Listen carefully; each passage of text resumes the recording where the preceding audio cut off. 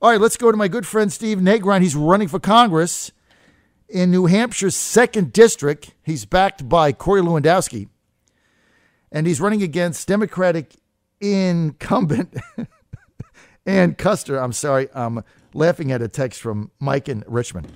He's running against Ann Custer, who won last time by 4.6%. So it's in play. And she's got all kinds of $1 million in fundraising. But Steve's raising money. He's got Corey behind him. And Corey's telling me he's got a shot. He's got a shot to pull an upset. 12 days away. And he's with us now on the John Fredericks Radio Network, Trucking the Truth across America. Steve Negron, great to have you back, Steve-O. John, thank you again. And you know what? Congratulations on WJFN. I think that's super. So good luck to you. I know I got to get Bruce Benton involved in our MAGA Network Radio investment team. I know he's fired up. All right, Steve. Oh, he is. I talked to him earlier. He's fired up. All right, and I'm fired up, Steve, but I want to talk about your race. Yes, We're going to do politics and then policy, okay? Let's start with politics. Recent polling I've seen in that district shows you down by about 8. How do you win? Well, we win the things that we're doing. You know, John, one of the things those polls don't show, and I love the way how you characterized it earlier, you know, we're calling hard Dems 4 out of 4s, and what we're getting at about a 60% clip is that they're not going to vote for Ann or they're undecided. And that's very telling. You know, I had an individual call the campaign office on Saturday, and one of my staffers picked up the phone and said, well, do you want to talk to him? And the guy says, sure. So I picked up the phone. I said, hi, sir. He goes, is this really the candidate? I'm like, absolutely. He goes, you know, I got to tell you something. I'm a Democrat, and I probably don't agree on 98% of the issues. But in 6 years, I've never been able to talk to Ann Custer. I call you once, I pick up the candidate, I pick up and start talking to him, you have my vote.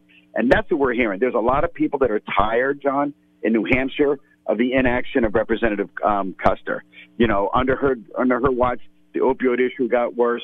It's crazy. You know, she doesn't stand up for the immigration issues that are important to people in New Hampshire. So we feel that we have a target-rich environment. We're reaching out to them, and it's resonating with the voters. I think there is an undercurrent Republican vote out there. You look, Steve Negron, right now you should have a little bit of a spring in your step because you're looking at the early voting returns, and they are up dramatically in Republican precinct strongholds. That means that Republicans are motivated. They're excited. Also, independents up. Not a good sign for the Democrats. Now, the Democrat strongholds are up also, but Republicans up more. That's been the issue in the midterms from day one. Can you get the Trump voters out, and where will independents go? And it seems that there's a trend that could be looking like they're going towards Republicans because, as the president is saying, right now, the Trump agenda is jobs. The Democratic agenda is mobs and invading caravans. That's basically the choice, Steve, that people have. Okay, so it sounds like your district's in play. Let's get to politics. Let's start with the caravan. 10,000 strong now coming to the United States. Mexico, it appears, incapable of stopping it. The laws are such, Steve, when you get to the border, if you step foot over the border, it's catch and release. There are laws that protect minors, families with minors. They can't be sent back. 99% of them end up staying in the U.S. So they break one law, but then other laws protect them. The president has said he might deploy the military. What is Steve Negron's solution? Well, absolutely. You know, you're not that you want to characterize this as an invasion, but when you have that many people coming into our borders, you know, we have a fundamental responsibility in the president's national security strategy, right? The 4 pillars of it. The first one is to protect the American people.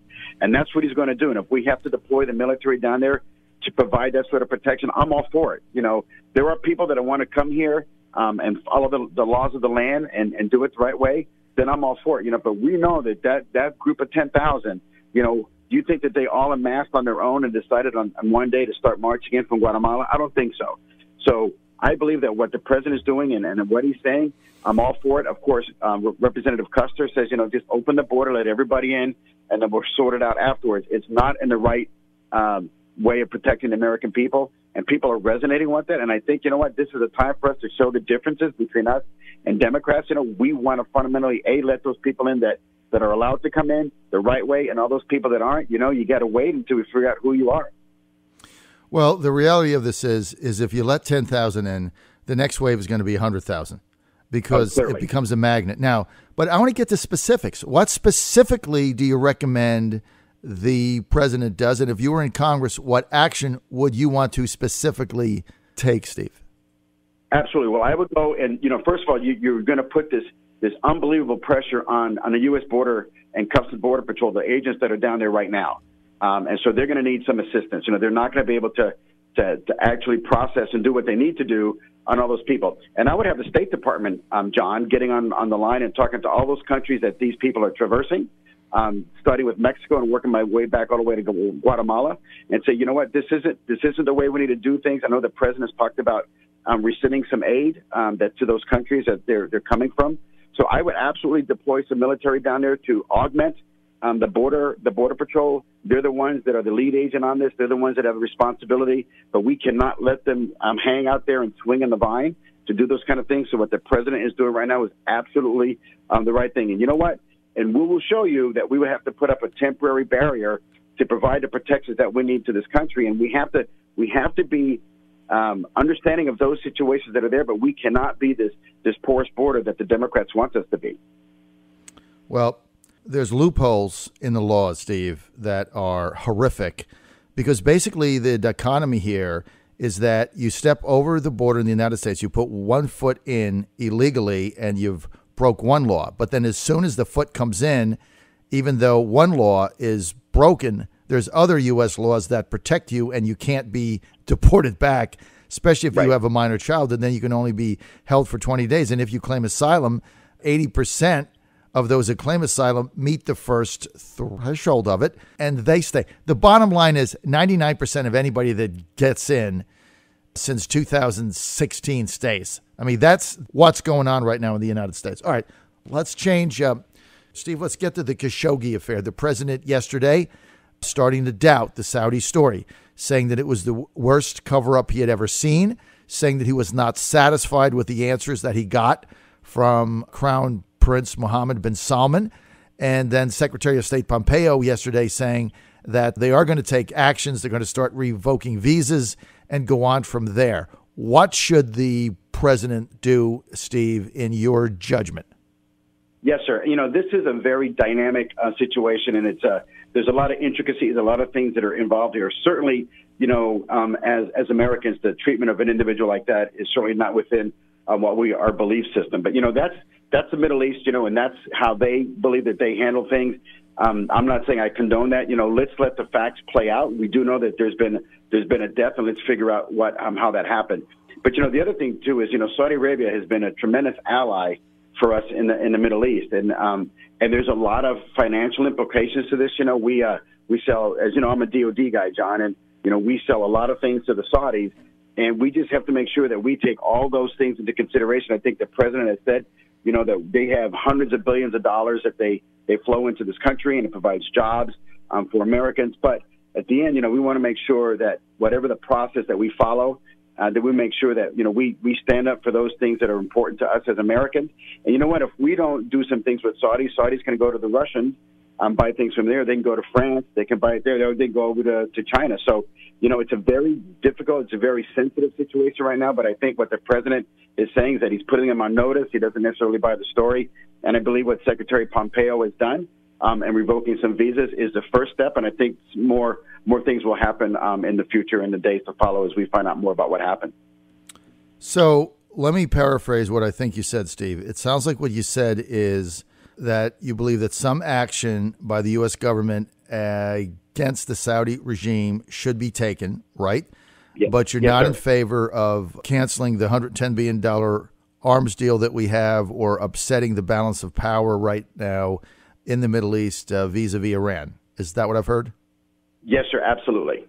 Okay. So what about our backing of the Saudi Emirates civil war in the Yemeni situation, which has caused 50,000 innocent people to die, and now children are starving? Is that something if you were in Congress, you would be in favor of us continuing? I continue. I think what the Secretary, speaking of Secretary Pompeo, what's happening in Yemen is criminal. We are somebody that stands up in the world stage as a defender of human rights. And, we would have to look at that situation very hard and say, are we doing anything that's actually exacerbating that situation or promoting that situation? And I would be a proponent to say, if we're doing something that's violating human rights, then we need to stop what we're doing and realize and see and assess our relationship with those countries that are involved in that situation. If you were elected to Congress, Steve, are you in favor of the Congress asking the president for a new AUMF and putting that in front of Congress, rather acting on the one that was enacted in 2001? Yes, sir. You're in favor of that. If you're elected to Congress, will you become a member of the Freedom Caucus? I've been asked that question a lot. I think that I would act on behalf of the citizens of New Hampshire and what's best for them. To pigeonhole into saying that I'm going to be with one thing at one time, I think it's just it's too premature. But, the Freedom Caucus has done some great things, and in those issues that I agree with, I would absolutely be with them. But to stand up and say that I'm going to be with one absolutely 100% of the time, I think is premature. If you're elected, Steve Negron, and the Republicans hold a majority, are you going to vote for Kevin McCarthy for Speaker or Jim Jordan? Well, I would have to listen to both of them and make an informed decision. I have not heard anything from either one that I can do that. I did that here in the state legislature when we had a race for Speaker. I believe that everybody has an opportunity to put their position forward, and what I think would be the best person to actually be the Speaker of the House to do those things that would absolutely help the president promote his agenda is probably the one I would go with. But right now, I'm not in a position to make a decision one way or the other because I haven't heard from either one of them. What are you going to do with the dealing with our national debt? We have to actually start doing something. And I think the president just said the other day, 5% cut, and that's a great start. I'm a huge proponent of reducing this debt. I'm a huge proponent of what I call zero-based budgeting. And I think everybody has to come to the table. All things are on. Everybody has to share in the pain. And I think the president understands that. And so, in his business acumen, he realizes that we're going to have to start reducing this debt. And I think that's his next prong in his approach to getting this economy strong. And so the fact that he started out with a 5% one, people are clamoring. I think that's really not that much to ask people to do. So whatever the president needs to reduce the debt, I'm going to be on his side 100%.